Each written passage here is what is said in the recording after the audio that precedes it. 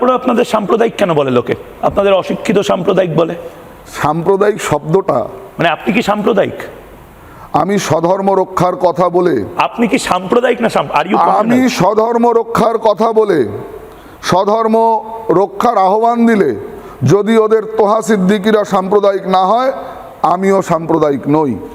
স্বধর্ম রক্ষার কথা বললে যদি সাম্প্রদায়িক হয়, আমি 100 বার সাম্প্রদায়িক হব। হিন্দু রক্ষার কথা বললে আমি আমার ধর্মের প্রতি আস্থাশীল, শ্রদ্ধাশীল, অন্য ধর্মকে অবহেলাও করি না, অবজ্ঞাও করি না। না, একটা জিনিস আমি বুঝতে পারছি না, আপনি এতক্ষণ ধরে যে কথাগুলো বলছিলেন আমার শুনতে খুব ভালো লাগছিল। আমাদের এখানে কাজী নজরুল ইসলামও সে একই কথা বলছেন, সব থেকে বেশি যে গান, কালীর গান নজরুলের লেখা। তো আপনারা এই কথা বলছেন যখন, তাহলে হঠাৎ করে এত বিচলিত হচ্ছেন কেন আপনারা?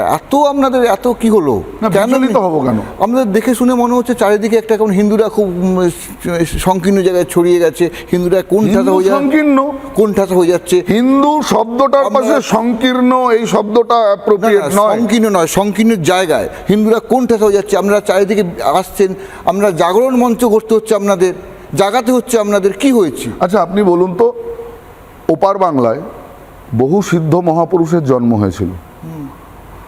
রাম ঠাকুর, আমি সবার উপর আস্থা এবং শ্রদ্ধা রেখে সবাইকে প্রণাম জানিয়ে আমি তাদের তপবলের কাছে তাদের চরণধুলিরও যোগ্য নই, নগণ্য।